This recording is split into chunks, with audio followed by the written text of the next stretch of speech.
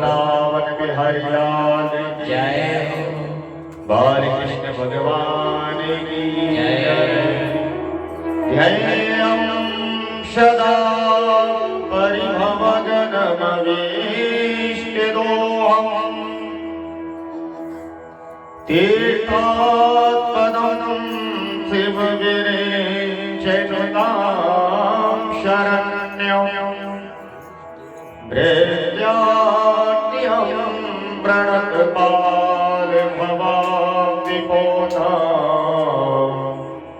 वन्दे महापुरुष ते चरणारविन्दम्। बोलिए सुखदेव जी महाराज की जय।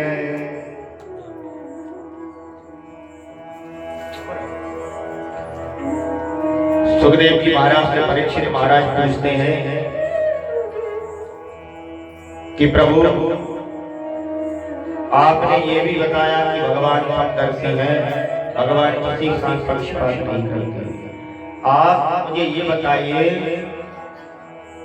कि चंद्रवंश में भगवान आए, हमारी चंद्रवंश में जब भगवान आए तो भगवान के आने का मुख्य प्रयोजन क्या था? परीक्षित महाराज से सुखदेव प्रभु कहते हैं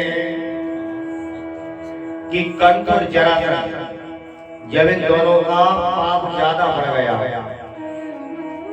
ये पृथ्वी पर जब पाप ज्यादा करने लगे तो पीड़ित होकर ये समस्त देवता ब्रह्मा जी की शरण में गए और भगवान की आराधना करने लगे कि प्रभु आप इन दोनों से हमारी रक्षा करिए। तब भगवान कहते हैं कि देवताओं तुम चिंता मत करो, हम तुम्हारी रक्षा करेंगे, आप चिंता न करें, हम आपकी रक्षा करेंगे। इस प्रकार परीक्षित महाराज उग्रसेन मथुरापुरी के राजा, इनका पुत्र है कंस, जो कि बहुत अत्याचारी है, संतों की, ब्राह्मणों की दिन प्रतिदिन अत्याचार करना इसका कार्य था। एक दिन इसने अपने पिता को ही कारागार में डाल दिया और ये वहां का स्वयं राजा बन गया। जब ये राजा बना तो इसकी प्रजा में बहुत निंदा होने लगी। निंदा करते करते एक दिन इसने सोचा कि ऐसा जीना भी किस काम का कि 24 घंटे अपनी निंदा हो रही है। तो आज इसने एक अपना बनावटी रूप धारण किया, क्योंकि बनावटी जो होता है वो अलग ही दिखता है। इसने सोचा कि प्रजा में बहुत निंदा हो रही है, अपनी निंदा ना हो इसलिए प्रयोजन एक कार्य किया जाए।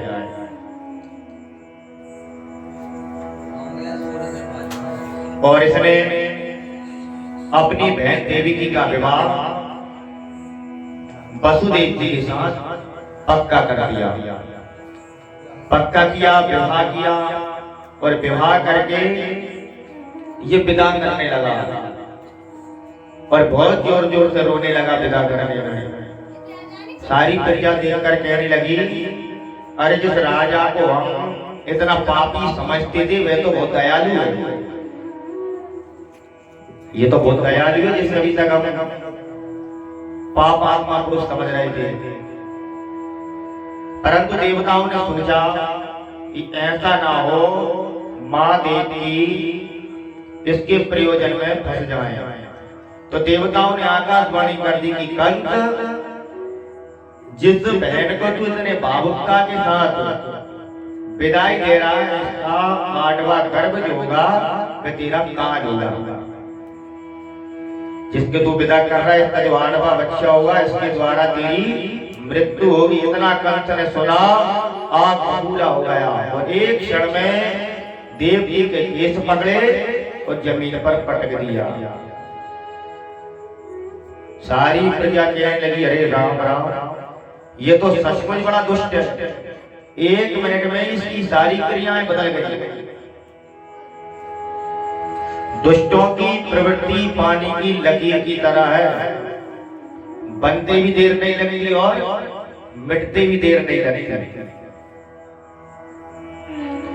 और जैसे ही अपनी खड्ग उठाई और देवकी को मारने लगा तो वसुदेव जी ने कहा कि महाराज कंस, आज आप चारों तरफ आपकी वीरता का ढिंढोरा पिट रहा है, आपका डंका बज रहा है, ऐसे वीर होकर आप अपनी बहन को मार रहे हैं।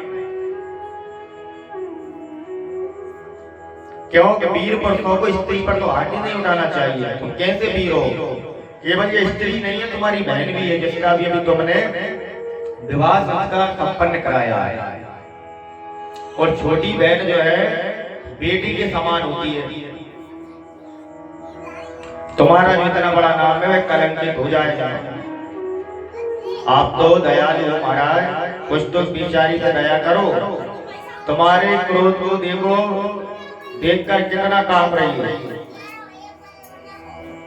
कंस ने कहा कि जो भी हो, लेकिन इसका अष्टम गर्भ मेरा काल है, लेकिन जीवित तो इसे छोड़ने वाला नहीं हूं।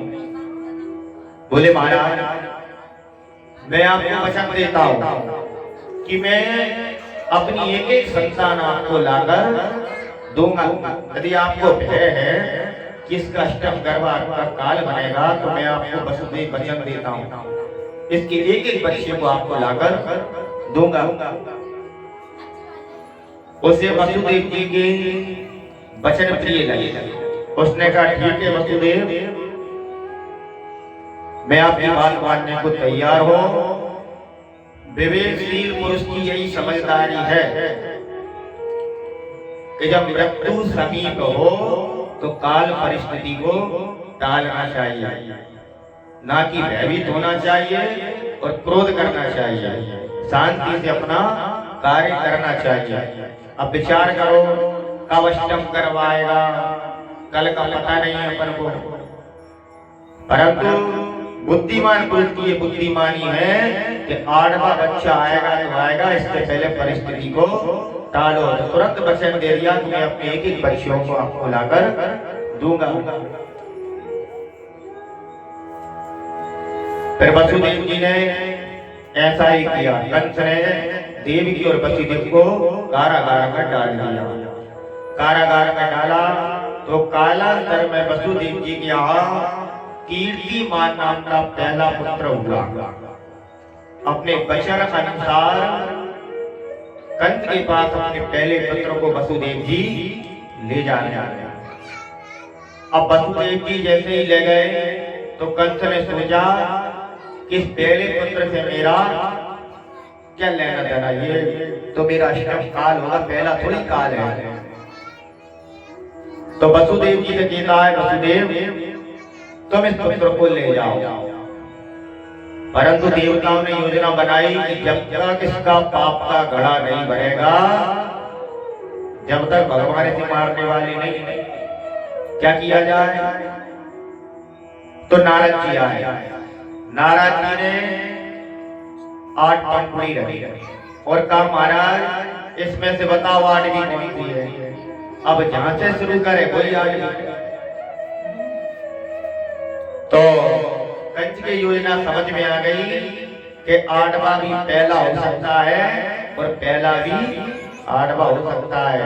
बोले वसुदेव जी उस पुत्र को बुलाया और जमीन पर पटका, उसके प्राण निकल गए। क्यों?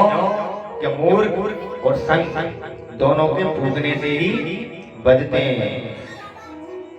अब इस प्रकार एक एक करके वसुदेव जी ने अपने 6 पुत्रों को लाकर दिया। सप्तम गर्भ में भगवान शेष जी आए। भगवान ने अपनी योग माया के द्वारा अष्टम गर्भ को रोहिणी मां के गर्भ में प्रदान किया।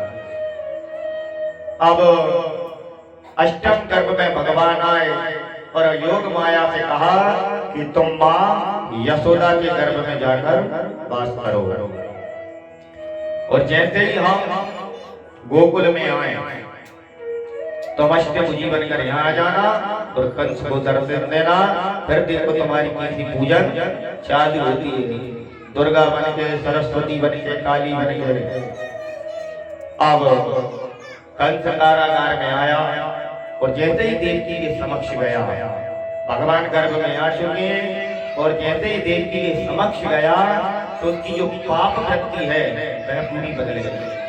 जाकर पूछने लगा कि मेरे जैसा पापी पुरुष कौन होगा जिसने अपनी बहन के 6 बच्चों को मार दिया। अरे मृत्यु तो एक ना एक दिन होना ही है, आज नहीं कल होना है। मृत्यु नहीं हमारी दासी है, तो हम कहेंगे तो हमारा कहना मानेंगे। ऐसे उसके अंदर अच्छे भाव आ रहे हैं, और जैसे ही वहां से जाता है तो तुरंत भगवान दिखने लगते हैं, संग चक्र गदाधारी, काले काले मुरली वाली। फिर विचार करता है नहीं जो भी हो इसका पुत्र मेरा काल है। उठते बैठे खाते केवल से अपना कहानी नजर आ रहा है। अब देवताओं ने देखा कि देवकी के गर्भ में भगवान आ गए, तो भगवान की स्तुति करते हैं। सत्यव्रतं सत्यपरं त्रिसत्यं सत्यस्य योनिं निहितं च सत्यं सत्यस्य सत्यमृतसत्यनेत्रं सत्यात्मकं त्वां शरणं प्रपन्ना।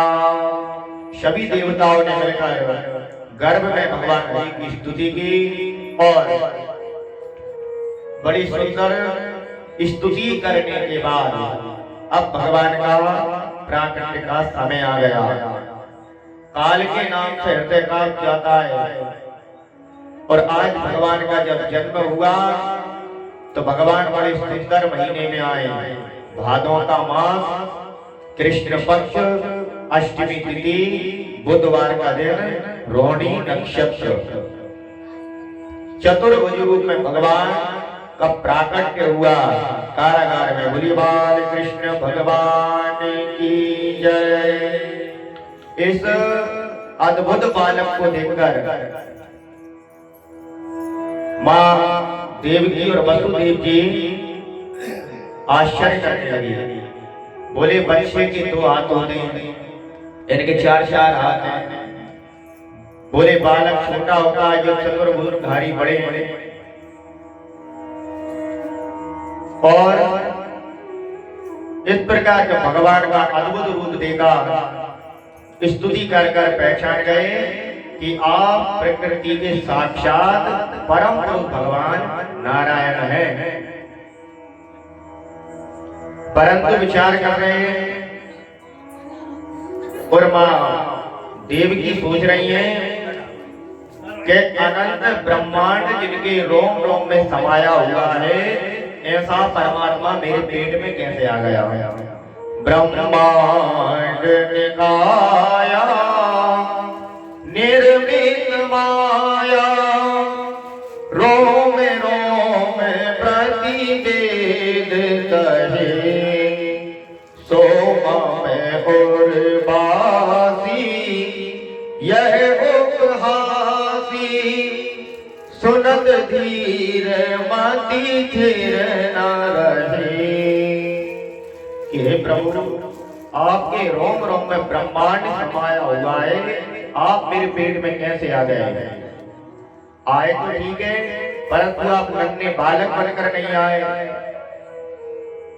और आप रोए भी नहीं, क्योंकि राम अवतार में जब आए थे तो आप रोए थे। तो भगवान कहते हैं मां हम भी रोते, राम अवतार में रोए थे तो दास दासियां बधाई देने आई, लेकिन यहाँ रोएंगे तो कंस के द्वार पर आएंगे।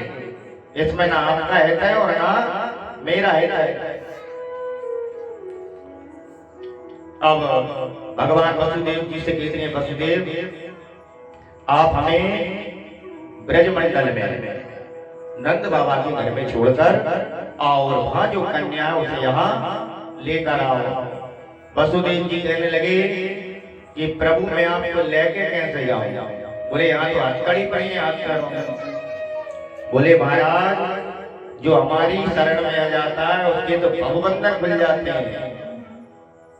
तो वसुदेव जी की पूरी हथकड़ियां खुल गई और सारे जितने दूत थे सब बेहोश हो गए, चिर निद्रा में पहुंच गए। भगवान को रूप में रखकर भगवान को नंद बाबा की ओर वसुदेव जी चल पड़े। मेघ मंडल बरसने लगे, मेघ मंडल बरस रहे। भगवान शेष नारायण अपने 500-700 मुख लेकर भगवान के ऊपर छाता बनकर तैयार हो गए। वसुदेव जी जा रहे हैं। यमुना जी का भाव इतना तेज है कि यमुना जी वसुदेव जी के कंठ तक पहुंच गई। अब भगवान कहने लगे कि ये चरण स्पर्श के चक्कर में हमारे पिताजी का कल्याण मत कर देना। तो भगवान ने अपना 1-2 चरण थोड़े नीचे किया, यमुना जी को स्पर्श करवाया और यमुना जी यथास्थान वसुदेव जी के घुटने तक पहुंच गई। अब वसुदेव जी नंद बाबा के भवन में पहुंचे, भगवान को रखा और कन्या को उठाया और अपने कारागार की ओर चल पड़े। तो वह कन्या इतनी जोर से रोई कि कन्या की भी निद्रा खुल गई। सारे द्वारपाल जाग गए, कंठ को सूचना दी कि लाला हो गया, परंतु जैसे ही कंस ने देखा ये तो लाला नहीं लाली है। बोले देवता भी झूठ बोलने लगे। आकाशवाणी ने कहा था कि अष्टम गर्भ लाला होगा, ये लाली हो गई। इस प्रकार सोचने लगा और जैसे ही योग माया को मारने का प्रयास किया वह आकाश में पहुंच गई और कहने लगी कंस 13 साल जन्म ले चुका है। अब वह भी चुका सोचने लगा देवी ये तो बताओ जन्म ले लिया परंतु कहाँ ले लिया? बोले तुम्हारे आसपास ही है। और योग माया अंतर ध्यान हो गई। अब सोते बैठ उठते कंस को 24 घंटे भगवान ही भगवान दिखाई पड़ते। अब इधर प्रातः जैसे हुई नंद भवन में उस सब की तैयारी प्रारंभ होना है। आगे कथा वृक्ष की भाषा में गए। बोले वृंदावन में हरिलाल की जय। अब नंद बाबा जो है 90 साल के टोकरा हो गए, परंतु ना कोई छोरा है और कोई छोरी है।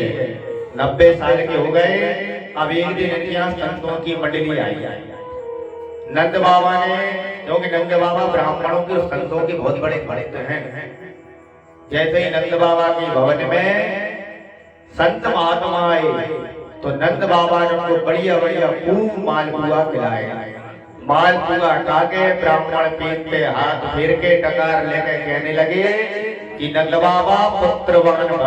नंद बाबा कहने लगे अब तो भावना आगे को पतो ना। बोले ये 90 साल की उम्र में डोकरा होगा कहां से छुरा हुए। अब तो मेरे संसार छुड़े को कहाँ आया। बोले बाबा नहीं, हमने तो एक बात कह दी कि जब तक तेरे छोरे नहीं होंगे वो तब तक हम नहीं जाएंगे जानते। संतान गोपाल के खूब पाठ करेंगे और तेरे यहाँ खूब मालपुआ खाएंगे। नंद बाबा कहने लगे बाबा मालपुआ की तुम चिंता न करो, तुम्हें खावे पिलावे में कोई कसर न छोड़ेंगे। भगवान की कृपा से 9 लाख गैया हैं। अब तो खूब ब्राह्मण भजन कर रहे हैं, खूब आशीर्वाद दे रहे हैं और भगवान की कृपा से मां यशोदा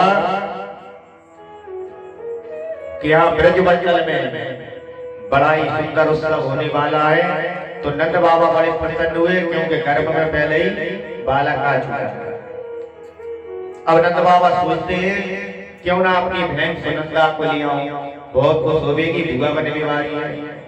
अपनी बहन को लेने गए, बहन को लेकर आए और प्रातः काल बहन क्या देखती है कि भाभी अभी तक इतनी देर हो गई जागी नहीं। तो उनके भवन में पहुंची तो क्या देखती है, वहां तो भगवान सो रहे हैं, परंतु यशोदा मैया का कोई इतना पता नहीं, बड़ी सो रही है वो तो। अब विचार करने लगी अगर अभी समय बताऊंगी तो उतना आनंद नहीं आएगा जब सब जाग जाएंगे उतना सबको बताऊंगी। तो ढूंढती फिर रही है नंद बाबा को। अब नंद बाबा बैठे यमुना जी के तट पर और एक ही भजन कर रहे हैं। अब तो भयो ना आगे को पतो ना माला सरकार रहे हैं, कई भजन कर रहे हैं, ना भगवान का नाम ना कोई और मंत्र ही कही। अब भयो ना आगे को पतो ना। अब सुनंदा आई, बोले भैया तुम यहाँ माला सरका रहे हो, मैं तुम्हें कहां कहां ढूंढ रही हूं। अब तो नंद बाबा सावधान होकर बोले जल्दी बता। बोली भैया आप बताओ मेरे इनाम का है।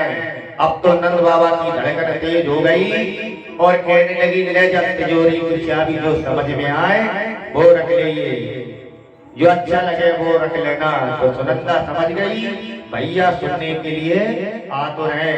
तब कान में आकर कहा तेरे घर में लाला को जन्म हो गयो। उसी के मारे नंद बाबा इतनी जोर से उछल पड़े जैसे 16 साल का बच्चा उछल पड़ता है। अब बड़ा उत्सव होने लगा। नंद बाबा पहले पंडित जी को बुला कर लाए।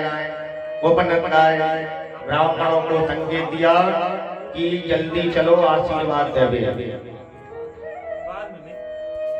सब ब्राह्मण कहने लगे नंद बाबा तुम जरा नहा धोकर आओ, पूजन पाठ करेंगे। तो नंद बाबा यमुना जी में गए और 108 बार डुबकी लगाया। आकर बोले नहा लियो। अबरे ब्राह्मण बोले अब जल्दी से नए नए कपड़ा पहनो। तो नंद बाबा वो एक शिवरा ले गओ और ले जाके नंद बाबा को खूब बढ़िया रेशमी कपड़ा पहनाए, चमचमा की अगरबत्ती पहनाई और बढ़िया कांकर लगाओ, थापक होगा बढ़िया चंदन लगाओ। और एक दिन लगो बाबा आज तो तू ऐसा लग रहा जैसे आज तेरी बारात लगे बीमारी है। हंसकर बोले छुरा तुम क्या बात कर रहे हो। अब ब्राह्मण लोग कहने लगे कि बाबा जल्दी आकर बैठो पूजन करना है। ब्राह्मण कहते हैं बाबा भगवान को चावल चढ़ाओ। तो नंद बाबा चढ़ा दे रहे हैं शक्कर। अब ब्राह्मण कह रहे हैं बाबा दूध चढ़ाओ। तो बाबा दही चढ़ा दे रहे हैं। बोले बाबा क्या कर रहे हो। बोले पूजन तो तुम ही संभालो, वो तो मेरे छुराए देखने। तो ब्राह्मणों ने कहा कि बाबा तुम तो संकल्प कर दो, हम ही पूजन कर लेंगे। और अब नंद बाबा ने संकल्प किया और 2 लाख कहिए ब्राह्मणों को नंद बाबा ने दान में दे दिए। अब नंद उत्सव मन रहा है। जैसे ही सभी ग्वालन गोपियों को सूचना लगी तो सभी आ गए। नंद बाबा कहते हैं नाई सबरे ब्रज में लगा दे दोहाई कि नंद के लाला भयो है। अब बड़ा ही उत्सव मन रहा है। अब बाबा कह रहे हैं हमें नहीं लाला को मोड़ो दिखा दो, परंतु कोई न दिखाए। लाइन लग गई लंबी चौड़ी। बोले बाबा तू तो आखिरी में देखी वो लाला देर हुई है, बहुत देर हो गई। नाच गाना चल रहा है। नाच बाबा में नंद बाबा भी बड़े भाव से नाच रहे हैं। नाचते नाचते एक ग्वाला ने दही से भरी मटकी नंद बाबा पे फोड़े गई। बोले दाढ़ी के 2 घंटा से श्रृंगार करो और तूने सबरो खराब कर दो। बोले बाबा छोरा तो मुँह जब देंगे जब दही से नहाने हैं। बोले जब तूने बढ़िया करी डाल दे 2-4 बार। ऐसे ऐसे उत्सव मन रहा है। और इतना दही का उत्सव हुआ कि पूरे ब्रज मंडल में दही की नदी आई, बह गई, क्षीर सागर सा लगने लगा। गोपी ग्वाल 84 कोस के लहंगा पहन रहे हैं, 84 कोस से भागते दौड़ते चले आ रहे हैं। अरे भैया तेरे लाला को सब तो बड़ो अच्छो मन रहा हो, तेरी तारीफ हर जगह हो रही है, हम भी लाला के दर्शन करवे चले आए। आज नंद बाबा ने कितना धन लुटाया है, जब साक्षात मां लक्ष्मी उनके घर में आ गई हो। स्वाभाविक सी बात है, नारायण जाओगे वहां तो लक्ष्मी पहुंचे ही जाएंगे। अब जो 84 कोस से गोपियां ग्वाल में उनको नंद बाबा धन लुटा रहे हैं। तो एक आदमी चांदी की थारी लोटा कटोरी लेके भाग तो जा रहा हो। इतने में एक ने पूछी कायरे का लाओ? बोले चांदी की थारी चांदी को लोटा लायो। बोले चांदी की थारी कहां से लायो? बोले 1 नंबर के गेट पे। बोले देख मैं सोने के बर्तन लायो। बोले जी कहां मिलना है? बोले 2 नंबर के गेट पे। उसने चांदी के बर्तन फेंके और 2 नंबर के गेट पे पहुंच गया। 2 नंबर के गेट पे सोने के बर्तन उठाए और चलो जा रहा हूं। इतने में एक और ग्वाला मिल गया। बोले का लाओ? बोले सोने के बर्तन लाओ। बोले देख मैं हीरे जवाहरात लाओ। बोले जितना बटना है? बोले 5 नंबर के गेट पे। उसने सोने के बर्तन फेंके और 5 नंबर के गेट पे चला गया। इतने हीरे जवाहरात की बारिश करी नंद बाबा ने कि सारा ब्रजमंडल ग्वाला गोपियों से भर गया। सभी बड़ी प्रसन्नता के साथ लेते चले जा रहे हैं। उत्सव बहुत चला। उत्सव इतना चला कि नंद बाबा कंस को कर देने जाते हैं, परंतु कर देने नहीं पहुंच पाए। तब उनको स्मरण आया कि ब्रजमंडल में अपन ने बहुत उत्सव मना लिया, चलो कंस को कर भी देना, यदि कर नहीं देंगे तो उसका आतंक जारी रहेगा। सब लोग पहुंचे और कंस को देख लिया वसुदेव जी ने। जब देखा तो वसुदेव जी को चिंता हुई। बोले इनके घर में अपना पुत्र छोड़ के आया हूं तो जो ये है। तो जैसे ही वसुदेव जी ने नंद बाबा को देखा तो कहने लगे नंद बाबा प्रणाम। परंतु नंद बाबा आज वसुदेव के समीप नहीं जा रहे। बोले हमने तो सुनी है कि 90 साल में तेरे यहाँ छोरा भाव है। बोले हाँ भैया वसुदेव भाव तो है, पर तेरे चेहरा में खुशी नजर नहीं आई। बोले मेरे यहाँ तो एक छोरा भाव, तेरे यहाँ तो 8 भय थे, परंतु मुझे दुख होता है कि पापी कंस ने तेरे 8 पुत्र मार डाला। तेरे यहाँ 8 संतान हुई थी, इसलिए मैं दुखी हूँ। तुझे एक पुत्र की क्या खुशी बताओ। देखिए जेना मित्र दुख हुई दुखारी तिनई मिलोगत पातक भारी। मित्र को चाहिए कि अपना दुख पहाड़ जैसा भी हो तो मित्र से छुपा कर रखो, और मित्र का दुख यदि छोटा भी हो तो पहाड़ समझ के उसकी सहायता करो। अब वसुदेव जी कहते हैं कि नंद बाबा मैं ज्योतिष को बहुत बड़ो जानकार हूं, और मैंने अवई देख ली कि तेरे घर भारी संकट आवे वारो है। नंद बाबा कहने लगे कि क्या तो संकट? बोले वो जल्दी जाओ। अब नंद बाबा ने देर नहीं करी, अपनी बैलगाड़ी उठाई और चल दिए। और मन में एक ही विचार कर रहे हैं कि नारायण मेरे छोरा की रक्षा करिए, क्योंकि मैं जानता हूं कि मेरा मित्र वसुदेव कभी झूठ ना बोले। ये विचार करते जा रहे हैं। नगर ग्रामों में नंद बाबा पहुंचते इससे पहले ही पहुंच गई उसकी मौसी पूतना। जब सभी सखियां यशोदा मैया से लाला को ले रही हैं तो बड़ा भाव से उत्सव मन रहा है। इतने में 16 श्रृंगार करके पूतना पहुंच गई। अब 16 श्रृंगार कर क्यों गई? काली कलुटी बड़े बड़े दांतों वाली और राक्षसी थी। सोची ऐसे जाऊंगी कोई भी पहचान लेगा। तो 16 श्रृंगार करके पहुंची और यशोदा जी से बोली बहन बधाई हो। और यशोदा मैया सोचने लगी कि पतो नहीं जब बहन मेरी कहां से आ गई। अब अगर जाते पूछूं कि बहन तू कौन, तो नाराज हो जाएगी। वो भी कहेंगी चचेरी ममेरी फुफेरी बहन, इसलिए नहीं पूछा, लाला को दे दिया। अब लाला को जैसे ही दिया तो आकाश मंडल में भगवान को लेकर उड़ने लगी, परंतु भगवान ने अपने नेत्र बंद कर दिए।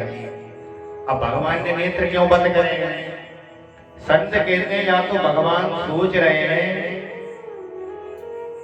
कि अभी मौसी विष पिलाने वाली है तो विष पीने का काम हमारा तो है नहीं, वो तो भगवान शंकर का है। तो इसलिए हो सकता है भगवान शंकर का ध्यान कर रहे हैं। कुछ संत कह रहे हैं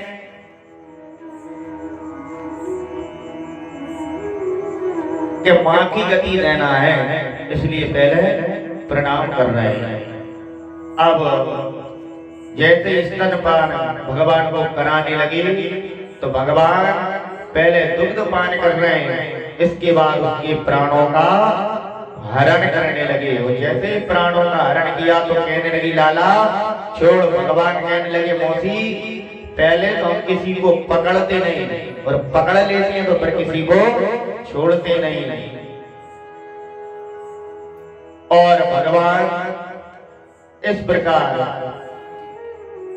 पूतना के प्राणों का हरण करने लगे। और जैसे ही पूतना मथुरा की ओर जा रही है तो मथुरा जाते जाते भगवान देख रहे हैं कि ये मधुमंगल का घर है, ये ललिता का घर है, ये सविता का घर है, क्यों चोरी करना है आगे चल के। और जैसे ही पूतना थोड़े आगे बढ़ी तो भगवान ने रास्ते में उसका कर दिया गोविंदाय नमो नमः। बोली भक्तवत्सल भगवान की जय। अब पूतना गिर गई रास्ते में। सावरे ग्वाला जैसे ही उसकी धड़ाम की आवाज सुनी समझे भूकंप आ गया। सब भागते दौड़ते चले आ रहे हैं। मैया यशोदा क्या देखती है कि भगवान पूतना के पेट पर बैठे हुए भगवान को उठाया। अब सोचने लगे इतनी बड़ी राक्षसी मरी तो मरी, लेकिन मथुरा और नंदगांव को रास्ता जाम कर गई। बोले क्या को करें। इतने भी आ गए नंद बाबा। नंद बाबा ने देखा और समझ गए कि मेरो भैया मेरो मित्र वसुदेव पक्को ज्योतिषी बाने कही थी संकट आवे हो, नारायण ने मेरे बालक की रक्षा करी। अब पूरे ग्वाला कहने लगे बाबा रास्ता जाम होगा, कभी व्यवस्था बताओ कैसे हटाएं। नंद बाबा कहने लगे अपने अपने घरे जाओ और एक कुलाड़ी लाओ और जाके सबरे हाथ पांव काटो और जितने पेड़ गिर गए बाबे जाए जला दो। अब पूतना को जला दिया। जलाने के बाद उसमें से ऐसी सुगंध निकली कि सारे ग्वाला गोपियां आश्चर्यचकित रह गए, सारे देवता भी आश्चर्यचकित रह गए। बोलिए राक्षसी है, इसमें से दुर्गंध आनी थी, ये सुगंध कहां से आ रही है। परंतु भगवान ने उसे मां की गति प्रदान की है। भले ही राक्षसी है परंतु काम तो मां का करने आई थी, दूध पिलाने का। इसलिए भगवान ने मां की गति प्रदान करी। अब मैया ने देखा कि ये जो है मेरे पुत्र पे भारी संकट आ रहे हैं, इसे नजर ना लग गई हो, तो उसने गाय की पूंछ जो होती है उससे भगवान को झाड़ा देना प्रारंभ किया। पूतना लोकवाहिनी राक्षसी रुधिराशया यंगाश्रयामि हरये तनं दत्त्वा संसदि। इस प्रकार भगवान ने उसका उद्धार किया। अब एक समय मैया भगवान को खिला रही थी तो कंस ने भेज दिया तृणावर्त नाम का राक्षस भेजा। मैया भगवान को उछाल उछाल कर खिला रही थी और भगवान तिलकारी मार के हंस रहे थे। ऊपर से देख रहा था तृणावर्त। बोले अब मैया उतारे तो अपन जो है इसका उद्धार करेगा। अब मैया ने भगवान को गोद में रखा और स्तनपान कराने लगी। भगवान सुन रहे हैं मैया उतारे तो इसका उद्धार करें।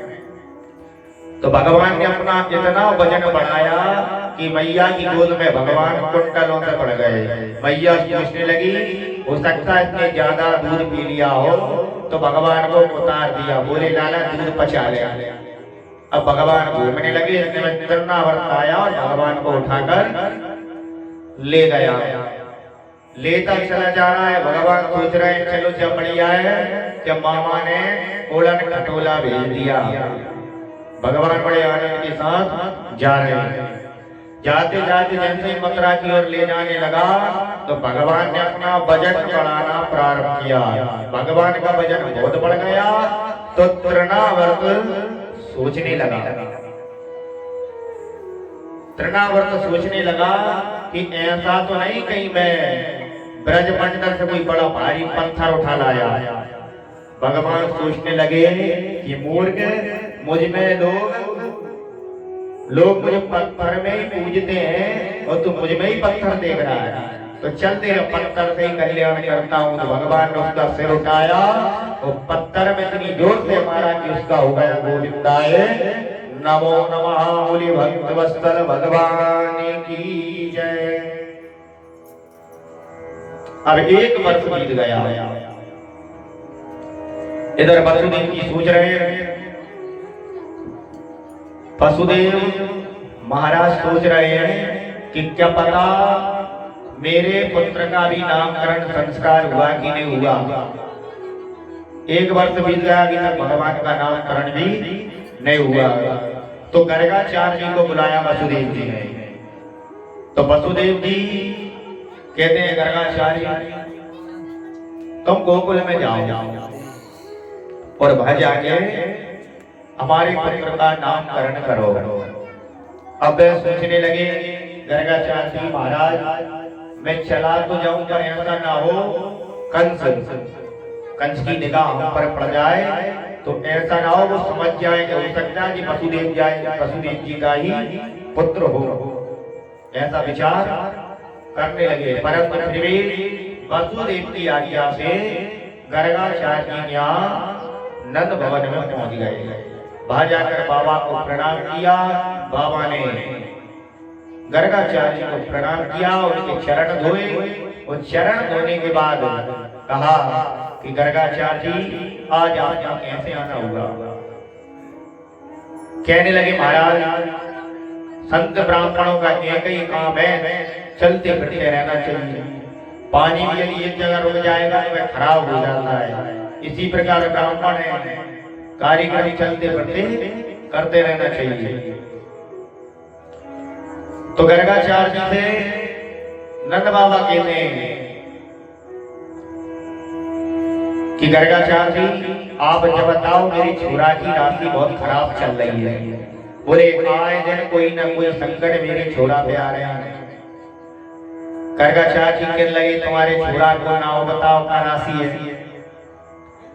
नंद बाबा सोचने लगे, अभी तो अपने छोरा का नाम ही ना रखा। गर्गाचार्य जी कहने लगे, बाबा कैसे हो, बालक का अभी तक तुमने नाम भी नहीं रखा। बोले महाराज अब एक बढ़िया तो नाम तुम ही धर दो। बोले घर नहीं धर रहा है, नाम रखेंगे हम गौशाला में।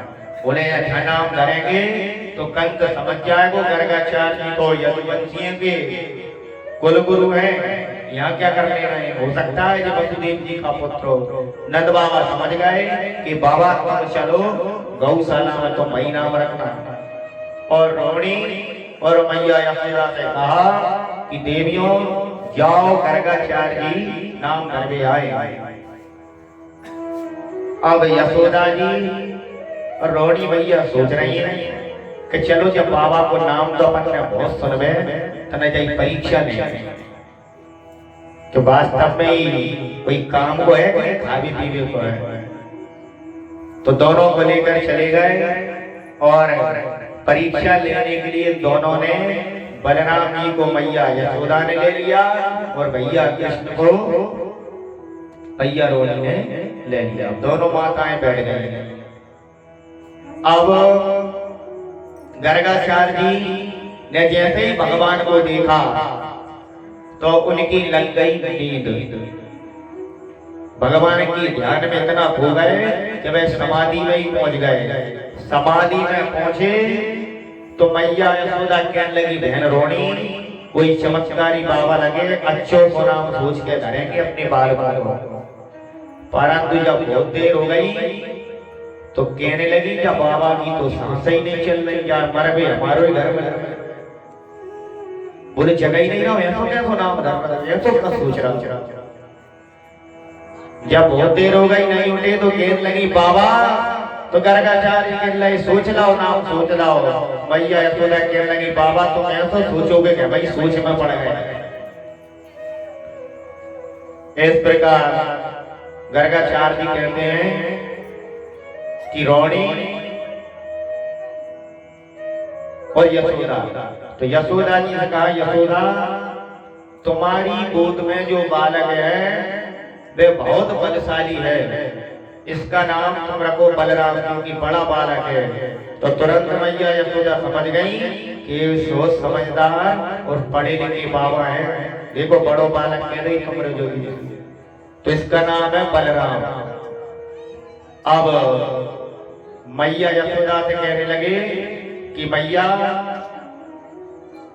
ने कहा कि मेरे बालक और बढ़िया अच्छो नाम बताओ। तो गर्गाचार्य कहने लगे इनको का नाम बताएं, एक आध नाम हो तो बताएं, इनके तो हजारन नाम है। मैया कहने लगी हजारन नाम हमें कछु नहीं करना है, तुमको एक बढ़िया तो नाम बताओ।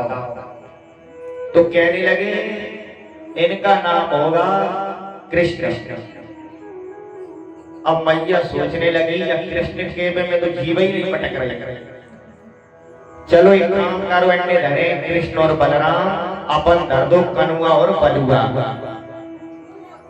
ये बढ़िया नाम है, ना मेहनत होने ना कछु होने।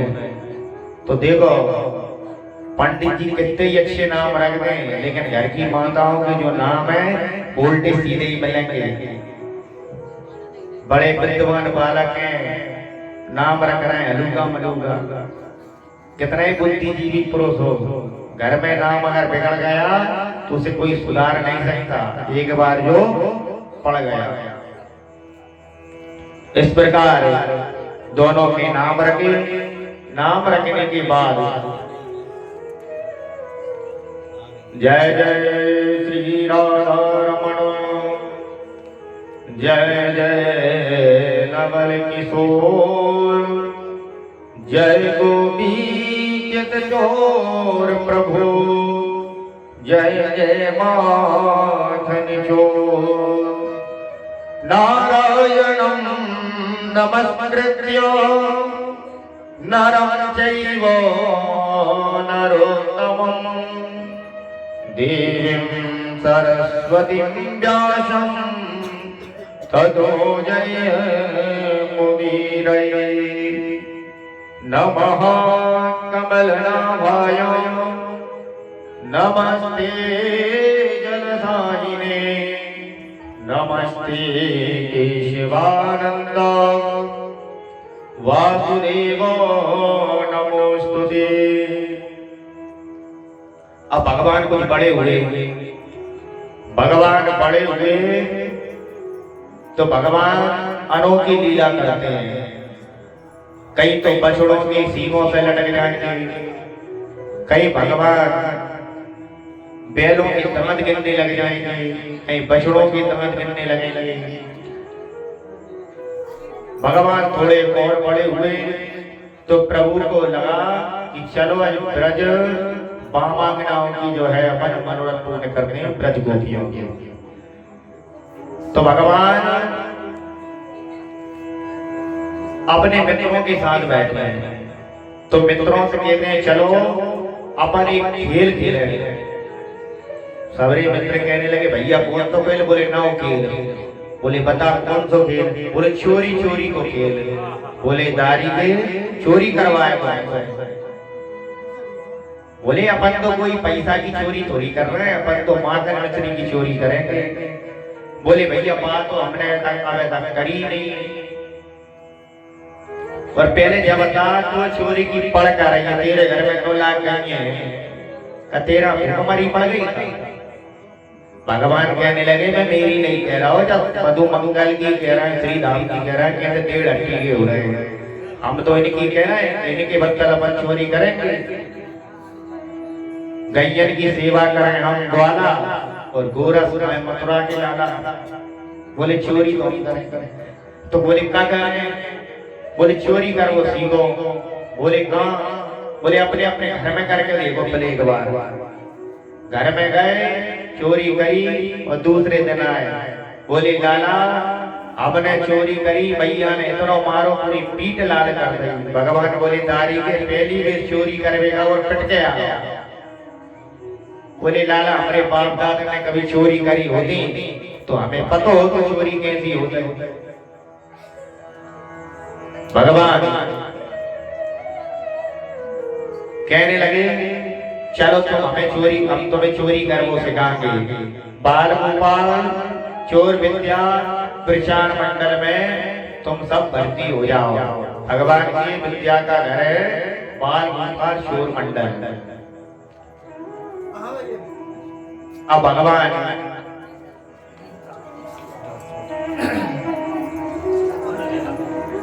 चोरी करना तो प्रारंभ कर दिया। एक दिन सारी गोपियां गईं और जाने के बाद मैया के पास पहुंची। बोले मैया हम तो उसे शिकायत करवे आए। बोले कौन की शिकायत करवे आए? बोले हम झूठ बोले ना और जेने चोरी करी है और जेने हम तो बाकोई जो है चोर की शिकायत सामने ही करेंगे हम तो बोला तेरे लाला है। अब जैसे ही लाला को बुलाया तो एक एक गोपी भगवान पे देख ली और भगवान की शिकायत करती है। कैसी शिकायत? बोले मैया तेरे बालक से हम बहुत परेशान हैं। बोले मेरे बालक ने क्या कर दो? बोले तेरे बालक संजा टाइम आए और हमारे बछड़ा ने छोड़ के बग जाए।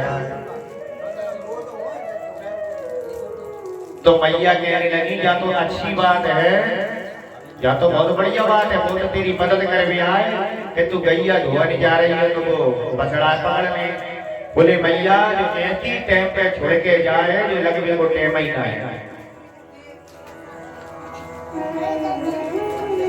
तो बोले तुम प्रेम से दोबारा समझा दो कि तू जो है सुबह शाम आया कर छोड़ा कर।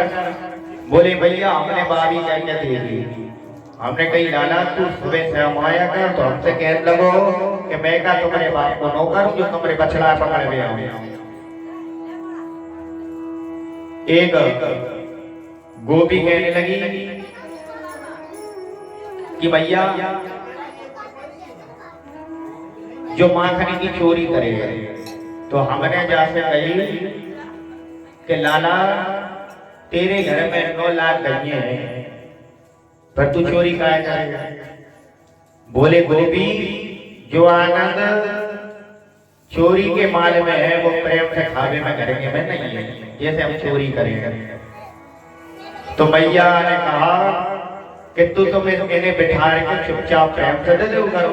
बोले बोली करके देख ली। हमने एक बार कहा कि लाला तू जो चोरी करके खाए कि चल हम तो यहाँ सुधर रहे हैं। बोले तूने कहा मैं का सजग रहा तू एक खाने हो तो तू ले जाइए हमारे घर। बोले हमें नहीं खाना। बोले इतनी नहीं मैया मेरी और कौन। एक दिन जो मेरे घर में आओ तो मैया ने कहा कि घर में आओ तू तेरे मटका ऊपर लटका के छीका पे टांग ले ऊपर। बोले मैया वो भी करके देख लाओ। एक दिन को मैंने छुप के देखा जाने दो बढ़िया खंडे नीचे बिठा रहे और उन पर 2-4 और चलाए का किलो नहीं जाता पूरी चोरी की मंडली है और उनको सरदार बन के सबसे ऊपर चढ़ जाए। मटकी में से खुद भी खाए ग्वाल ने भी खवाए और भगवान जाने जा कि बंदरों का दुश्मनी ऐसी हवाई नकारे वो सबरे 15 आ जाते वे भी खाएंगे। अब वे खाएंगे तो वे 15 में मटका नहीं सूंघेंगे तो जो भी उन्हें देख के मटका नहीं सूंघन लगे। सूंघ के राम राम तो सड़ो सड़ाओ माकर कोई खाए तो वो तो मर जाए पर उठा के पूरे मटका फोड़ दे।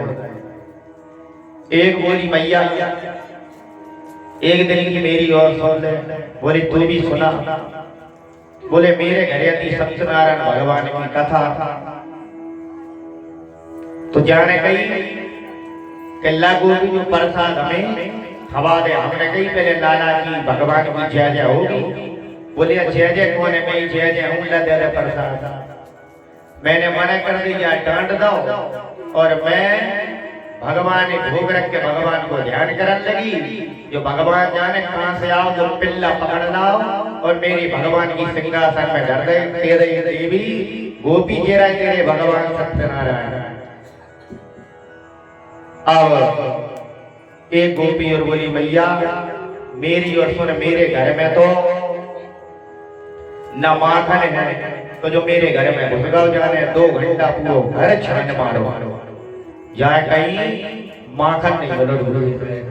तो कहने लगो जो घर है कि मर घटा है, या घर में तो आग लगा देना चाहिए।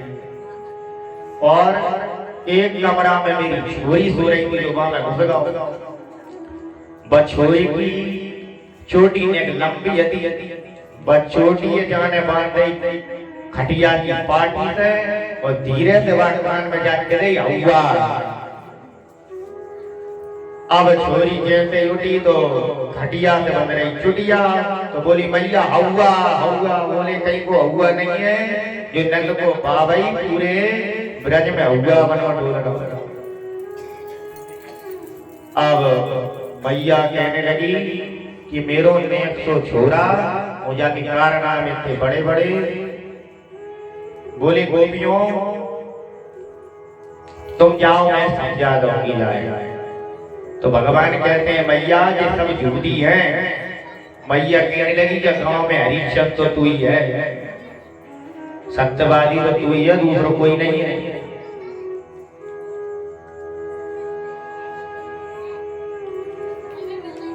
अब इस प्रकार भगवान ने गोपियों का मनोरथ पूर्ण किया। भगवान थोड़े और बड़े हुए तो एक गोपी ने कहा कि लाला नेक से जो गोबर को डला उड़वा दे। बोले मौका तेरो बाप को मौका समझ रहा हो, तो डला उड़ा कम कर और ले जा।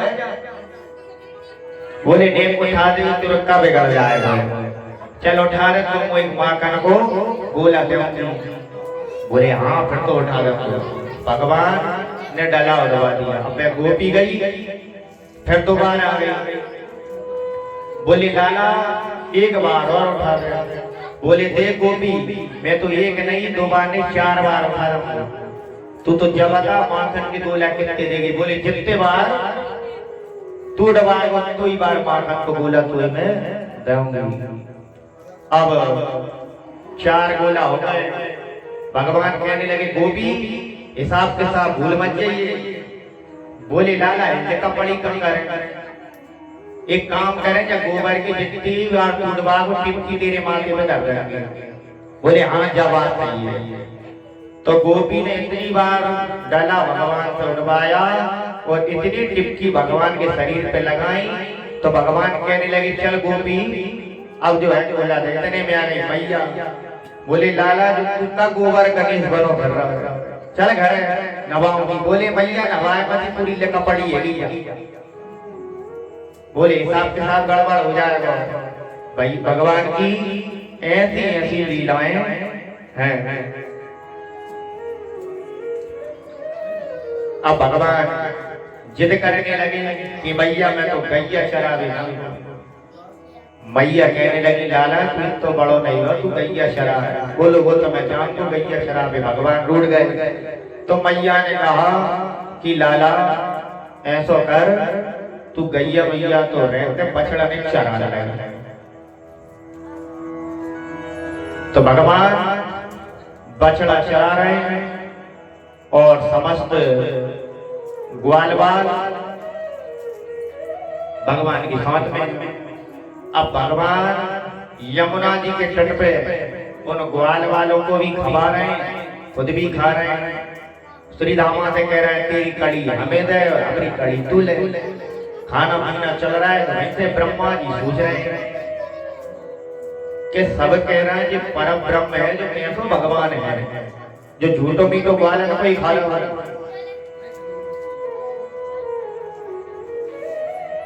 तो भगवान जब बछड़े कोई दूर निकल गए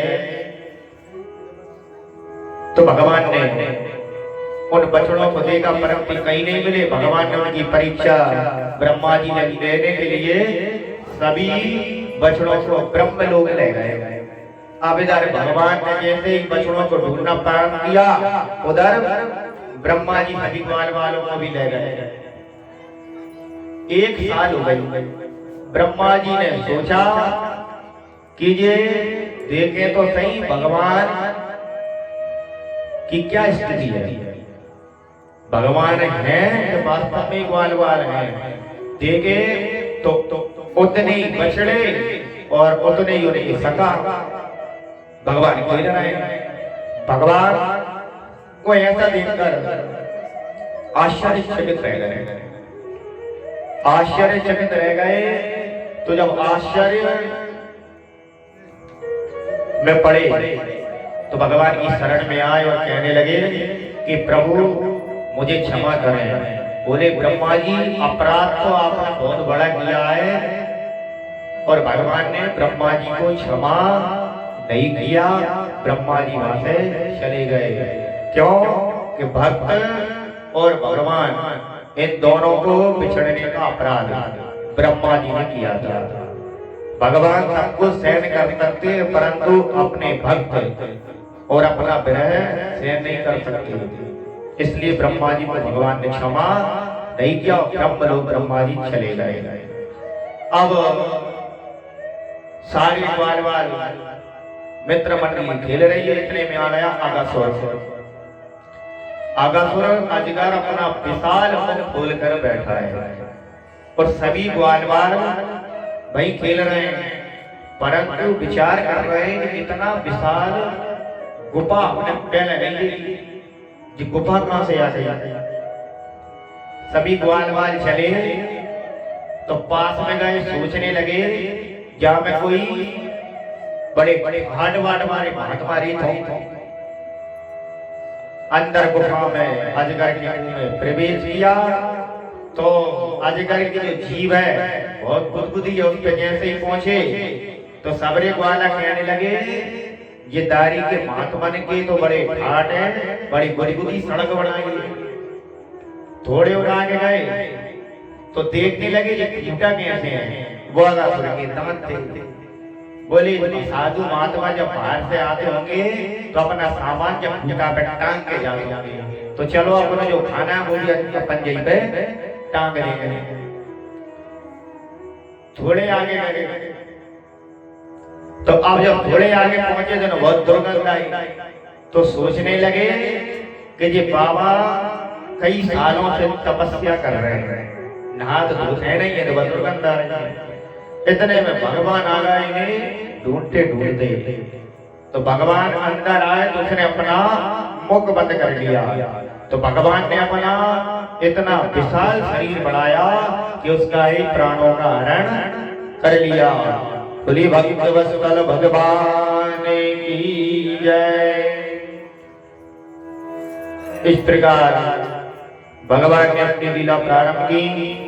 वंशी विभूषित करा नवनीर नाभा पीतांबरा तरुण में बफला धरुष्ठा पूर्णेन्दु सुंदर मुखा दर्भे वनेत्रा कृष्णां परं किमपि त्वमहं न जाने।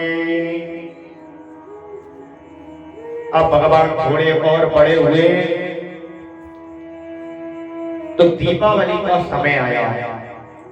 तो मैया प्रातः काल उठते ही तरह तरह के पकवान बना रही हैं। भगवान आए बोले मैया जो सवेरे से का हो रहा है काय के पकवान बन रहे हैं।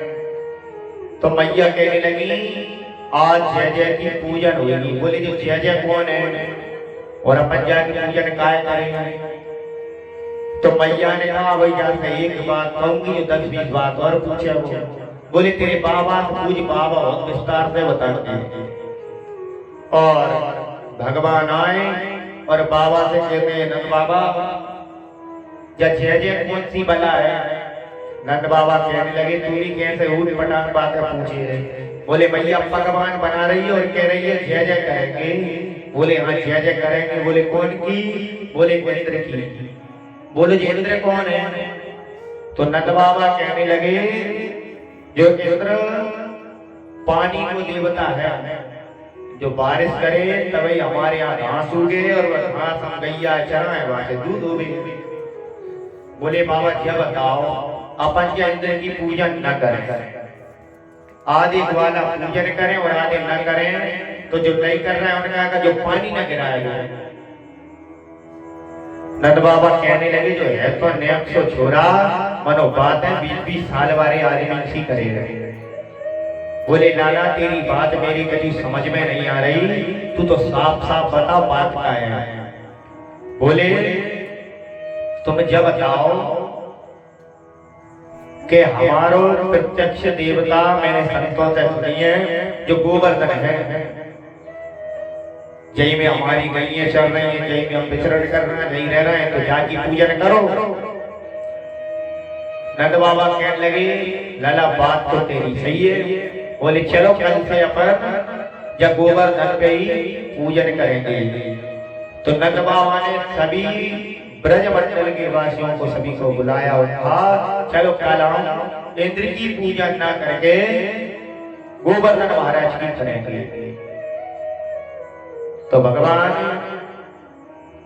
से नंद बाबा कहते हैं लाला जब बता तेरो भगवान की पूजन कैसे हो जाए। बोले ज्यादा कछु नहीं चाहिए, तुम तो बढ़िया 56 भोग बनाओ, 56 भोग बनाओ और वैसे मेरो गोवर्धन महाराज प्रसन्न हो जावे। सभी ने 56 भोग बनाए और भोग बनाकर गोवर्धन महाराज के पास में पहुंच गए। भगवान कहने लगे चलो गोवर्धन महाराज स्नान कराओ, अब 10-20 के पानी डाल लाओ, मनो गोवर्धन महाराज की चट्टाने गिरी न भई। तो सबरे कहने लगे लाला तेरे जब भगवान स्नान कैसे करवाया जाए तो बहुत पानी चाहिए। बोले चिंता ना करो अब हम व्यवस्था करें। तो भगवान ने मानसी गंगा का प्रादुर्भाव कराया। बोली मानसी गंगा की जय। मानसी गंगा ने गोवर्धन महाराज को स्नान कराया। अब सबरे ग्वाल वाल कहने लगे लाला अब तू क्या बता, अपन ने भगवान स्नान करा रहे अब क्या करें। बोले वस्त्र चढ़ाओ, आंटी चढ़ाओ। खुदा ही भगवान यजमान बन गए, खुदा ही पुजारी बन गए। बोले सब पूजन हो गई। बोले हाँ। बोले अब हमारे गोवर्धन महाराज भोग लगाओ। बोले भोग कहाँ से लगाए, तेरे भगवान कहीं दिखाई नहीं। बोले चिंता मत करो हमारे भगवान तुम्हें साक्षात दर्शन देंगे। इतने में भगवान बाल कृष्ण गोवर्धन रूप में आकर प्रकट हो गए। बोले गोवर्धन महाराज की जय। और गोवर्धन महाराज ने बड़े बड़े थाल खाना प्रारंभ किया। तो सबरे ग्वाल वाल सोचने लगे कि लाला जब बता तेरो जो देवता कब से भूखो है। बोले हमें कछु छोड़ेगो कि नहीं छोड़ेगो। बोले चिंता न करो प्रसादी सबको मिलेगी। क्या लगे प्रसादी मिले ना मिले, लेकिन एक बात की खुशी है कि तेरे देवता ने हमें दर्शन तो दे। बोले पीढ़ी गुजर गई इंद्र की, हमने आज का पूजन करी वाने कभी हमें दर्शन भी नहीं दे। और तेरो भगवान हमें आज पहली पूजा में दर्शन देगा। इस प्रकार भगवान से सभी पहले लाला बाबा का पूजन रहे। बोले हमारे गोवर्धन महाराज की परिक्रमा करना पड़ेगी। सभी ने गोवर्धन महाराज की परिक्रमा देना प्रारंभ किया और परिक्रमा देकर सभी अपने अपने घर को चल पड़े। इतने में देवराज इंद्र ने अपने दूतों से कहा कि जाकर देखो कि अभी तक इस ग्वाल वालों ने हमारी पूजन क्यों नहीं करी। बोले महाराज तुम्हारा तो पत्ता साफ कर दिया। बोले किसने। बोले नदी के छुरा कृष्ण ने। बाने कहते हैं इंद्र की पूजन मत करो या गोवर्धन महाराज की पूजन करो। बोले उसका इतना दुस्साहस। बोले कितनी बारिश करो कि सारे ग्वाल वालों की मृत्यु हो जाए। इंद्र ने जितना पानी था सब बरसा दिया, सब रोते भागते नंद बाबा के भवन में पहुंचे। बोले बाबा हमने कहा था इंद्र क्रोध दिखाएगा, अब देखिए इससे हमारी कौन रक्षा करेगा। भगवान कहने लगे गोवर्धन महाराज ही हमारी रक्षा करेंगे। तो सबने गोवर्धन महाराज की ओर चलना प्रारंभ कर दिया। गोवर्धन महाराज के पास में पहुंचे और गोवर्धन महाराज के लिए भगवान सब ग्वाल ग्वाल पे कहते हैं कि सखाओ उठाओ जी गोवर्धन महाराज को। अब गोवर्धन महाराज को उठाए कहते सबरे विचार करने लगे लाला ये कोई 1 किलो के पतरा तो है नहीं, इन्हें उठा लो। बोले जब देवताओं ने हमें सपने में कही थी कि तुम पे वह भारी संकट आए तो सब मिलके उठा लियो। तो सबने गोवर्धन महाराज को उठाना प्रारंभ किया। सबरे ग्वाल वाल में हाथ लगाए और भगवान ने भी हाथ लगाए। इतने में गोवर्धन पर्वत उठ गया और सबरे ग्वाल वाल पूरे ब्रजवासी उसके निकट आकर विश्राम करने लगे। अब उठाते उठाते सबने किसी के कंधा लगे, किसी के डंडे लगे और सबने डंडे कंधा लगा रखे। जब कुछ दिन बीत गए तो सबरे वाला कहने लगे लाला ने तू थका हुए हो, अब तू तनक आराम कर ले। भगवान कहने लगे मन में मैं आराम करेंगे तुम सबरी आराम से सो जाओगे। भगवान ने कहा नहीं नहीं मैं ठीक हूं, नहीं थको। बोले तारी के तू तो जब सोच रहा हो समरो तू नहीं उठा रहा है, हमारी जो डंडा और कंधा तो वैसे ही लगे। अरे नेक आराम कर ले, समझदार मत बने। भगवान ने कहा उठा ले होगी? बोले हाँ। तो भगवान ने जैसे ही अपनी उंगली थोड़ी थोड़ी नीचे करी तो सबके डंडा चटर पटर टूट गए। बोले लाला संभाल संभाल। बोले अभी ये डंडा चटर पटर होना, अभी कंधा चटर पटर हो जाओ। तो भगवान ने पुनः गोवर्धन पर्वत को संभाला और संभालते ही सावरे ग्वालवाल कहने लगे नंद बाबा से बाबा कि तेरो छोरा कोई साधारण ना, सच में बता जो तेरो ही बालक हैगा। तो नंद बाबा कहने लगे कि जो मेरो ही बालक है तुम कैसी बात कर रहे हो, तुम सबके सामने ही बात को जन्म पायो। बोले लाला कैसे मान ले नंद बाबा, सबसे पहले जाने पूतना मारी। हमने सोची कि धड़ाम से गिर गई होगी, कोई मर गई होगी।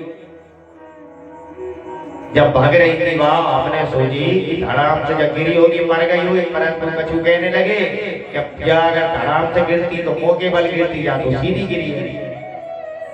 हमने सोच रही चलो जाओ ये घटना है, अगासुरे मारो कर्णावृत्ति मारो, इतने इतने राक्षस जाने मारे जो तो भगवान है। और भगवान से ही कहने लगे कि लाला हमने तेरे साथ बालकों जैसा व्यवहार किया है, हमसे कोई गलती बनी हो तो क्षमा करियो। भगवान कहने लगे कि अब ये भगवान बना कर बिठा देंगे और तुच्छ रोटी को भोग लगा देंगे।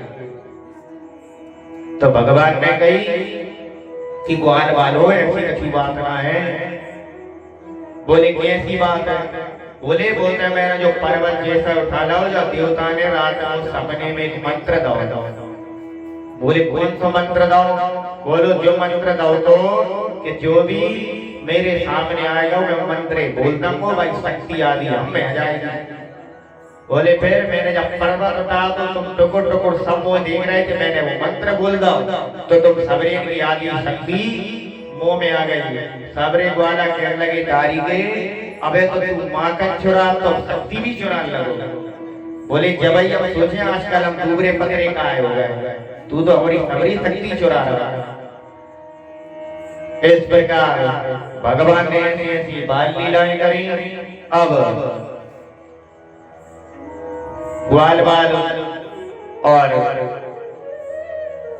भगवान 7 दिन बीत गए। जब भगवान ने 7 दिन तक कुछ नहीं खाया तो मैया विचार करने लगी कि हमारे बालक को भूख लगी होगी। तो पर भगवान को 56 भूख क्यों लगा? क्यों लगाते? इसलिए लगाते हैं कि भगवान दिन और रात मिला के 8 बार भोजन करती थी 24 घंटे में। अब भगवान ने गोवर्धन पर्वत कितने दिन उठाया? 7 दिन। तो कितने हो गए? 7 8 56। तो 7 दिन का जितना भोजन भगवान करते थे उतना ही मैया यशोदा ने भगवान को लगा दिया। भगवान ने बड़े भाव से 56 भोग ग्रहण किया। अब इंद्र सभी देवदेव से पूछता है ब्रजमंडल की क्या स्थिति है? बोले महाराज पूरे टैंकर खाली हो गए मगर भी तो सब जिंदगी के जिंदगी ही बैठे हैं। बोले कैसे? बोले वह कृष्ण ने गोवर्धन पर्वत उठा लिया। अब तो इंद्र समझ गया ये साक्षात नारायण है और स्वर्ग लोक से आया और भगवान की स्तुति करने लगा। भगवान कहने लगे इंद्र हम अभिमान तो किसी का रहने नहीं देते हैं। तेरे अभिमान की हमने सुना कि तू पक्षपात करता है, जो तेरी पूजन करेगा तू पानी वही गिराएगा। हम तो ये बताना चाह रहे हैं कि ये सृष्टि में सब हमारी इच्छा से होता है जो कुछ होता है। बोले प्रभु मुझे क्षमा करें। और 11 श्लोकों में देवराज इंद्र ने भगवान की स्तुति करी और भगवान ने इंद्र को क्षमा कर दिया। अब इंद्र को क्षमा क्यों कर दिया? जबकि 41 स्तुति भगवान ने ब्रह्मा जी ने भगवान की करी, परंतु ब्रह्मा जी ने भगवान ने ब्रह्मा जी को क्षमा नहीं किया। क्यों? उसने भक्त और भगवान को अलग किया था और इंद्र ने भक्त और भगवान को जोड़ने का काम किया था। ये सब भगवान के समीप आ गए, इसलिए इंद्र को भगवान ने क्षमा कर दिया। अब प्रश्न आता है कि इतना पानी गिरा तो गया, इतनी बारिश हुई, इतना पानी गिरा, आखिर में गया गया। सब विचार करते हैं। तो एक समय की बात है, त्रेता युग की।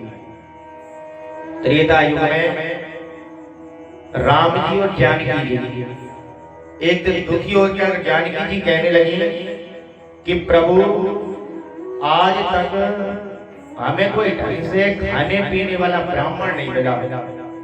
बोले महाराज ब्राह्मण आएंगे, एक कटोरी फिर पिएंगे और 2 पूरी खाएंगे, थोड़ी सी सब्जी और चले जाएंगे।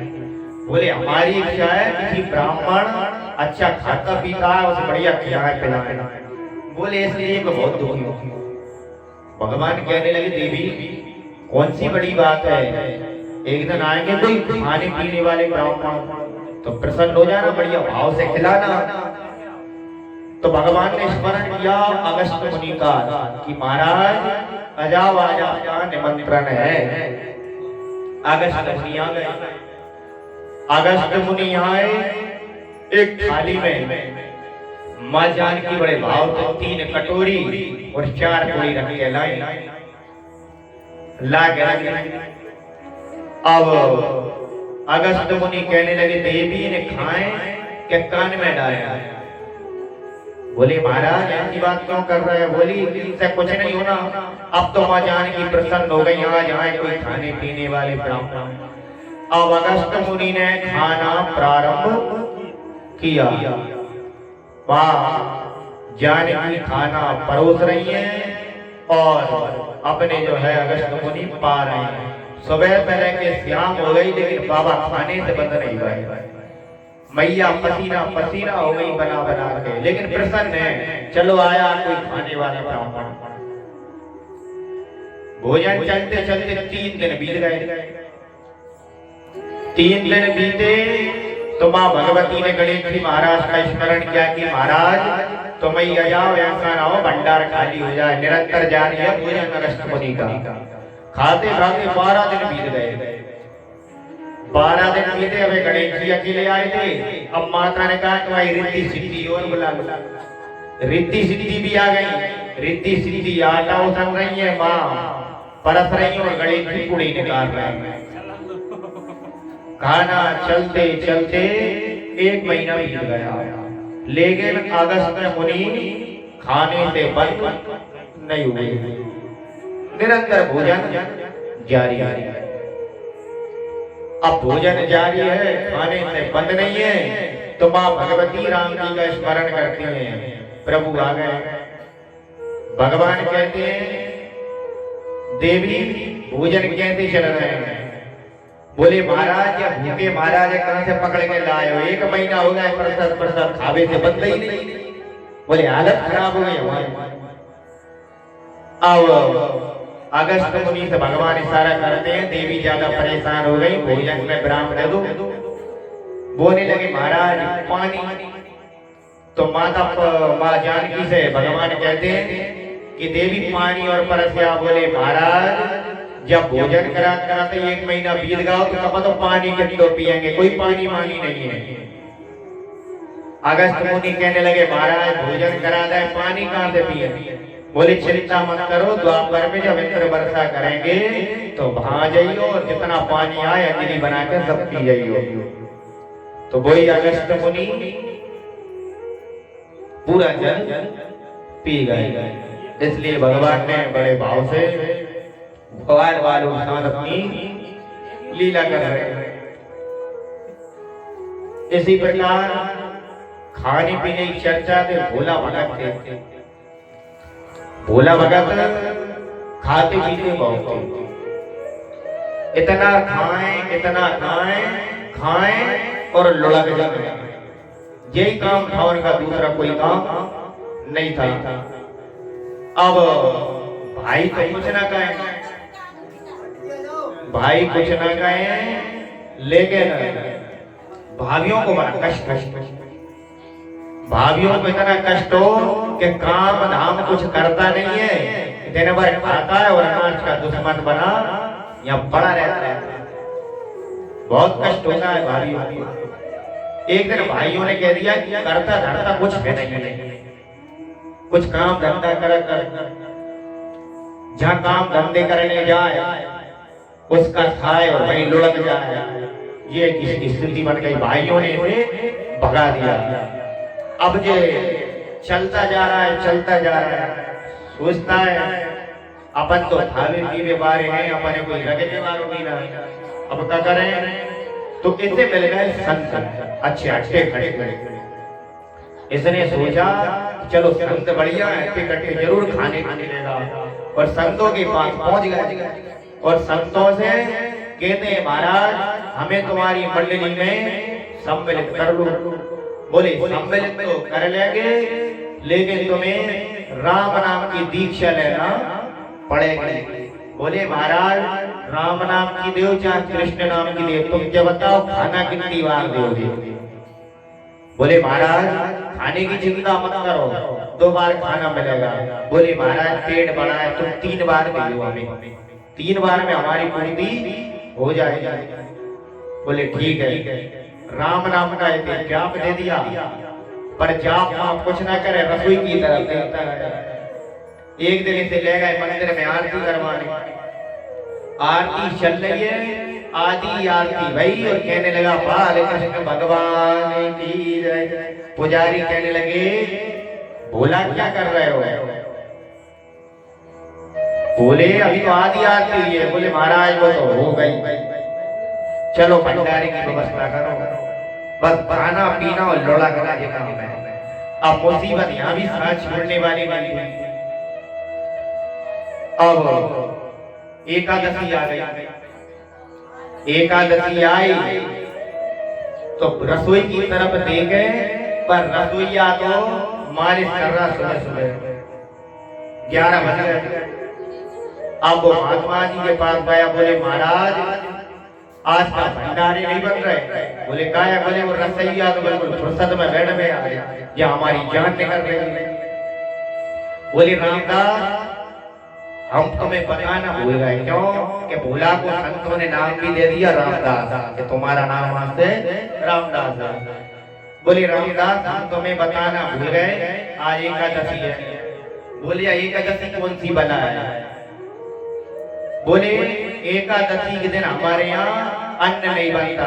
अब तो रोने लगा महाराज ऐसा मत करो, मैं मर जाऊंगा। संतों ने कह दिया हमारा नियम है आज के दिन अन्न बिल्कुल हम नहीं बनाते, आज तुम्हें एकादशी करना पड़ेगा। लेकिन रामदास कहने लगा महाराज आज अगर तुमने एकादशी कराई तो हम कल की द्वादशी नहीं देख पाएंगे। बोले कुछ भी व्यवस्था करो। बोले आश्रम में तो बनने वाला नहीं है, तुम एक काम करो सीधा ले जाओ उसका और नदी के किनारे जाकर बनाना और पाना और भगवान को भोग लगाना। अब मरता क्या नहीं करता, उसने जीवन में भोजन नहीं बनाया, फिर भी लकड़ी भी के लाया, कंडी भी चूल्हा बनाया और भोजन बन के तैयार हो गया। कच्चा है जैसा भी है। अब कहने लगा भगवान को भोग लगाना है। गुरु जी ने कहा, बोले भगवान आ जाओ भोग लगाओ। फिर सोचने लगा गुरु जी कीर्तन करते हैं कौन सा, राजा राम आइए प्रभु राम आइए मेरे भोजन का भोग लगाइए। राजा राम आइए प्रभु राम आइए मेरे भोजन का भोग लगाइए। बहुत देर तक उसने भगवान का कीर्तन किया लेकिन भगवान नहीं आए। बहुत देर हो गई तो कहने लगा महाराज आज एकादशी है, तुम सोचो तुम्हें मंदिर में भोजन मिल जाए, तुम्हें भोजन नहीं मिल रहा है। इतना भूला था। कहने लगे वहां एकादशी है तुम्हें कुछ नहीं मिल रहा, सभी एकादशी को व्रत लेकर बैठे भूखे रह जाओगे। ऐसो करो तुम तो आ जाओ यहीं पर भोजन पाओ। अब भगवान तो प्रसन्न हो गए।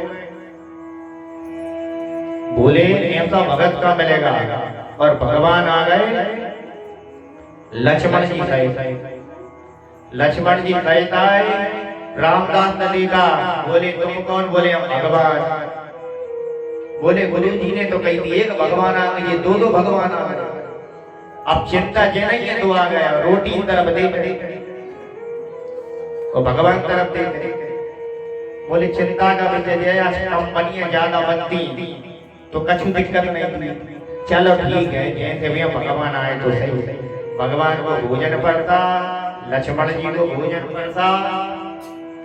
परसने के बाद अब जो है कहने लगे भगवान कैसे भोजन बने। भगवान कहने लगे रामदास बहुत ही सुंदर भोजन बने।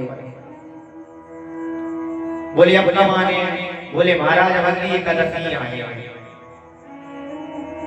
तो कहने लगे ठीक है रामदास हम चलते हैं अगली एकादशी में आएंगे। तो रामदास कहने लगे महाराज ने जल्दी आओ करो, भोजन बन के तैयार हो जाए, भूखे नहीं रह पाए। हाँ जल्दी आ दिया। और बता जाओ कितने जने आने? राम जी कहने लगे नहीं हम 2 जने आए। बोले ठीक है। फिर एकादशी आ गई। अब महंत जी के पास गया और कहने लगा महाराज तुम तो कह रहे थे भगवान एक आएंगे, वहां तो 2 भगवान आ गए। बोली बोलीदा ज्यादा दो 2 भगवान आ रहा है। महंत जी सोचने लगे कि भूखा रह जाता होगा इसलिए कह रहा है। बनने का तो बना अब गया फिर भोजन बनाया और भोजन बनाकर फिर कीर्तन गाने लगा। अब भैया भी आज इसलिए गाने लगा राजा राम आइए प्रभु राम आइए मेरे भोजन का भोग लगाइए। प्रभु राम आइए लक्ष्मण संग में लाइए मेरे भोजन का भोग लगाइए। अब भगवान आ गए। अब लक्ष्मण जी आ गए, राम जी आ गए, भगवान जी आ गए। अब फिर सोचने लगा कि अब की बार 3 आ गए। फिर रोटियों तरफ देखे, रोटियों तरफ देखे तो भगवान से कहने लगा कि प्रभु तुम तो आए या बदला आए संग ले आए। ऐसा कहने लगा। बोल लगे महाराज जैसे भी है ठीक है। फिर भूखा रह गया, भगवान को भोग लगाया। भोग लगा के खुद ने भी पाया, भगवान ने भी पाया, भूखा रह गया। अब की बार बहुत दुखी हुआ। अब तो कहने लगा भगवान तुम क्या बताओ अगली बार कितने आओगे? बोले नहीं, तीन ही आई। अब मुसीबत हाँ छोड़ने वाली नहीं है, फिर एक गलती आ गई, फिर महंत जी के पास गया। बोले महंत जी पहले तो मैंने कहा एक बार भगवान आएंगे, अब की बार तो तीन तीन आए। बोले ज्यादा दो। अब महंत जी सोचने लगे कि 10 आदमी का तुझे खाता नहीं है, पक्के में बेचता होगा। अब की बार वो जो है इसके पीछे लग गए महंत जी। गुरु जी ने कहा इसको देखते ही है कि ये करता क्या है। अब इतने सीधा और आटा रख लिया, भोजन नहीं बनाया, भोजन नहीं बनाया और कीर्तन गाने लगा। सीताराम आइए, लक्ष्मण राम आइए, मेरे भोजन का भोग लगाइए। सीताराम आइए, लक्ष्मण राम आइए, मेरे भोजन का भोग लगाइए। अब की बार लक्ष्मण जी नहीं, हनुमान जी नहीं, राम जी नहीं, भरत जी, शत्रुघ्न और सीता जी सहित पूरा राम दरबार आया। और जैसे ही राम दरबार आया तुझे तो भोजन कर।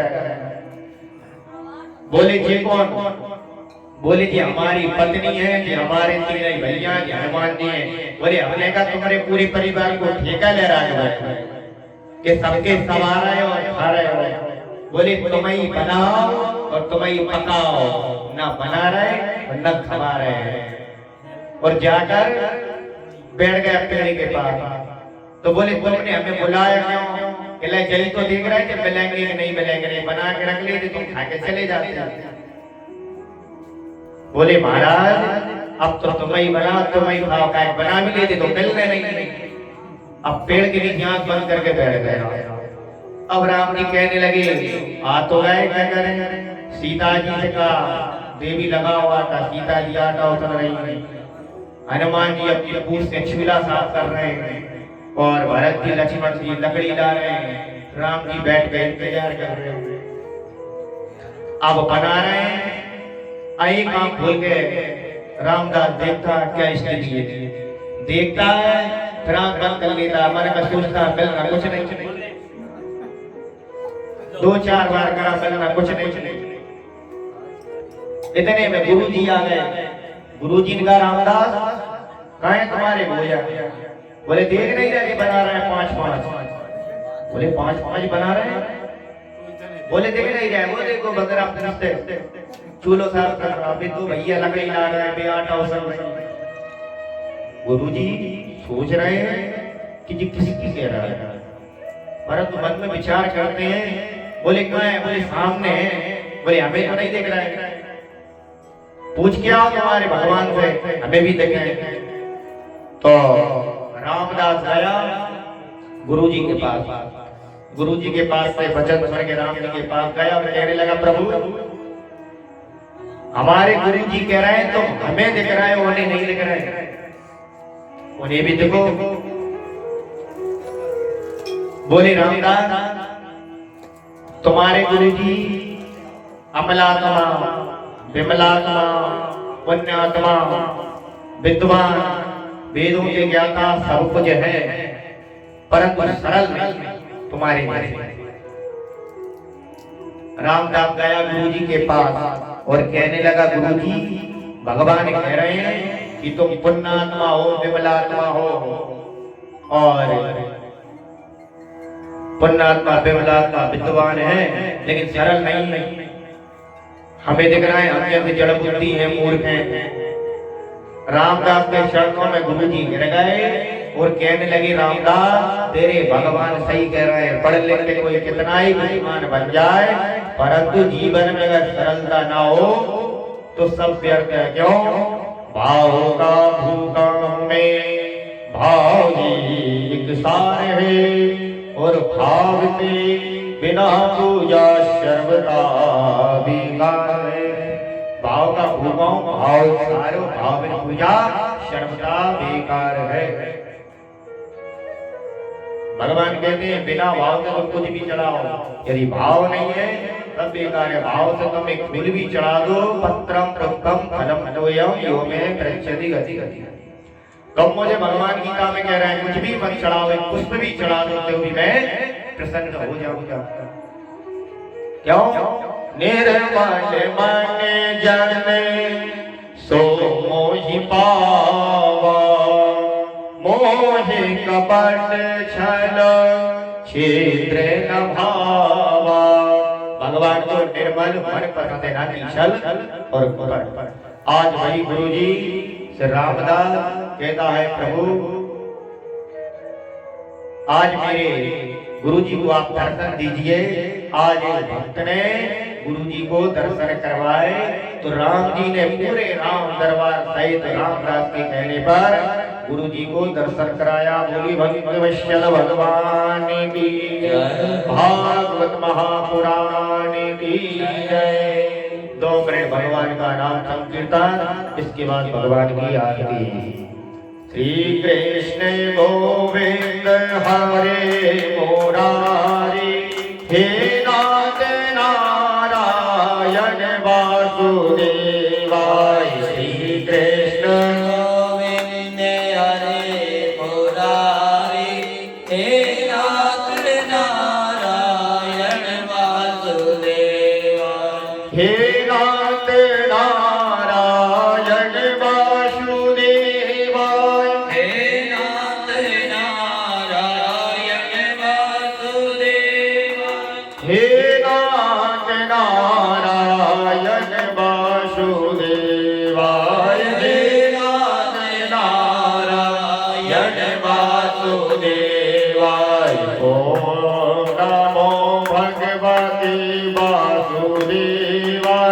हे नाथ नारायण वासुदेवाय। ओम नमो भगवते वासुदेवाय। हे नाथ नारायण वासुदेवाय। हे नाथ नारायण वासुदेवाय।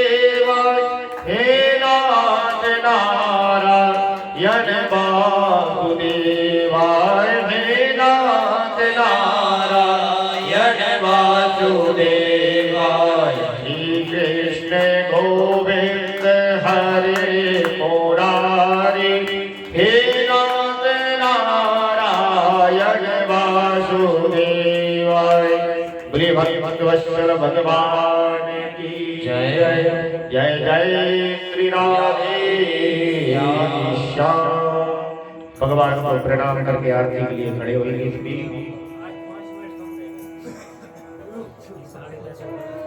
नहीं इधर टाइम कम है।